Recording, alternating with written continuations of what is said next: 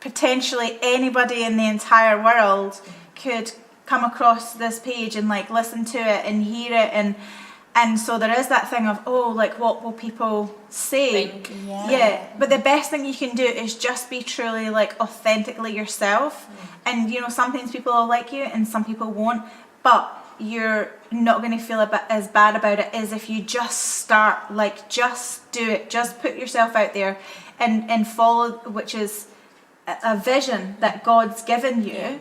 And then when you know that you're doing what God's called you to do, then it just kind of lets that failure, like that fear of failure, fear of being judged, it just kind of puts that to the side. The only thing I kept hearing in my heart is, I am with you.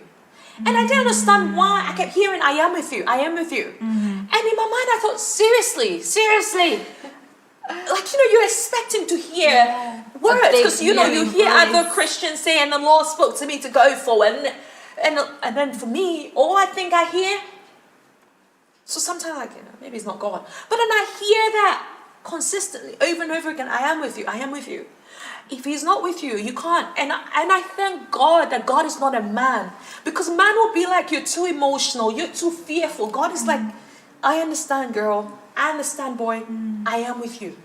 Just be strong and courageous. I understand the situation, but I am with you. And so for me, I think like you are there, how to see fear is a sign that what you're going to do is a success, whether it's a fear of even getting married, a fear or because you've divorced and I don't know what I'm going to do after like whatever it is, just take this word that I am with you. I will go with you. I couldn't find any people to interview, and for my dissertation I did it on the impact of like, or the experience of refugee women in working in Glasgow. And for that dissertation I really needed to have people to interview for, right? And it was maybe 2 months into like the term and I had 0 people to interview.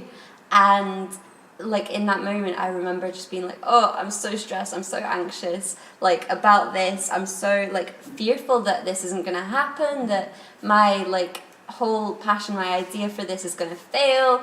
And I remember, like, just as you're saying, just sitting in the library going, God, help, like, I don't know what I'm doing, help. And literally after that, the next person I called up was like, yes. They gave me contact for 15 different women that I could interview. Praise literally from that day, like, literally in the matter of minutes, God had answered my prayer in that, and that was like, I mean, it reminds crazy, me of but what the Word of God says: "Call me in times of help, in yeah, times of trouble, and I'll hear."